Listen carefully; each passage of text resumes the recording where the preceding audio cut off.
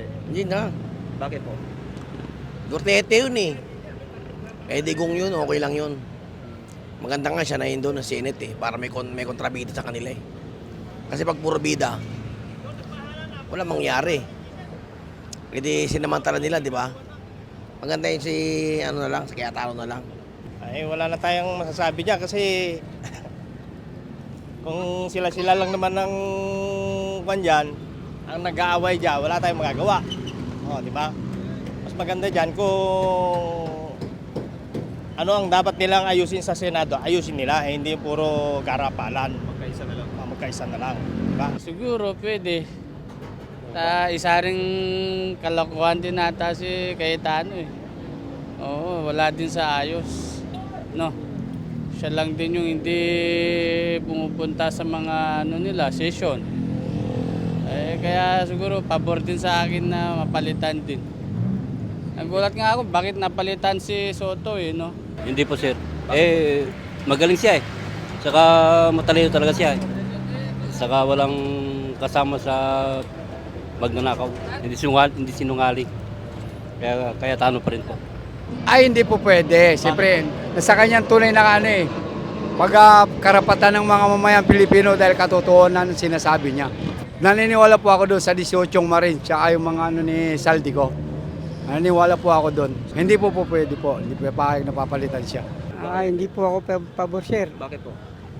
Kasi tapos na yung eleksyon, bakit papalitan pa siya? Nawala naman 13 na senator na pwede pumalit sa kanya kung sakaling butuan. Kasi yan ang narinig natin ng roles ng mga senator eh. Hindi naman pwede 12-12 na ngayon, papalitan mo na.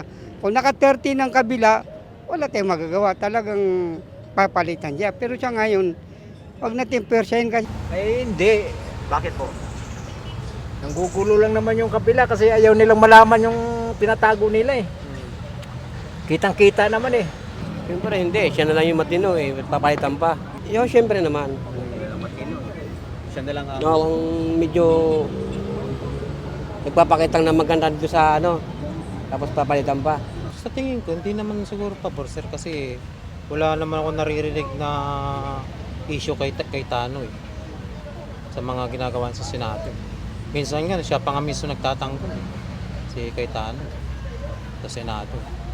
Thank you, sir. Dapat yun, yung mga ibang ano sa Senado, yun ang mga tanggalin, yung mga korupsyon. Yan talagang mainam na... Hindi po kasi siyempre siya po yung totoong Senate President sa Senado eh. Talagang siya po yung binoto ng 24 na, di ba 24 sila. Tapos siya yung binoto ng 13 na Senado. Siya yung nanalo totoo talaga. Okay na po yun si Alan Cayetano sir, mas... Na manatili. Opo, mas okay pa po yung ano niya ngayon sir, yung pamanakan niya bilang Senate President. Magulo ng Senado ngayon eh. Wala namang mangyari dyan. Patang galing pa rin sa Senado yan. Sa akin parang hindi. Mas maganda sana yun eh. Kasi mas lumalaban siya. Sama-sama sila. Siguro, yung sa kabila naman hindi naman natin alam kung ano yun. Kasi marami silang maraming issues alam naman natin, di ba? Marami nagsasabi. Siguro mas maganda si Cayetano para malaman natin lahat kung ano talaga ang totoo. Kasi mas okay sana kung talagang lahat sila magpupulong-pulong para malaman talaga, di ba? Yung sama-sama sila, yung lahat sila sa kabila, sa kabila rin, isasama-sama sila para magkaroon sila ng palitan na debate. Magkanya-kanya sila kung sino talagang totoo, sino talagang hindi nagsasabi ng totoo. Yun lang naman kailangan natin. Siyempre hindi. Nasa batas naman yun eh.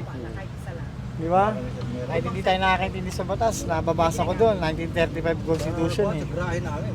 Kailangan nasa 13 magbobotohan, di ba? Para mapalitan. O magkaroon ng bagong Senate President, kailangan nasa 13 senador, di ba? Pwede papalitan. Kung papalitan, kung maganda naman yung pamumuno niya, okay naman. Pero kung maganda, maaari palitan. Kasi sa aming mahihirap, pwede, hindi napalitan yan. Basta inaano natin yung magandang sitwasyon na magustuhan ng taong bayan, na ganyan ang kalakaran niya. Walang problema yun, ganun. Pero yung sila nagkagulo-gulo na sa loob ng Senado, ewan ko kung ano ang pinag-awayan nila dyan. Di ba? Ang hirap ng sitwasyon dyan. Ngayon lang nangyayari ito sa loob ng natin, gobyerno natin, ba't nagkakagulo-gulo sila dyan.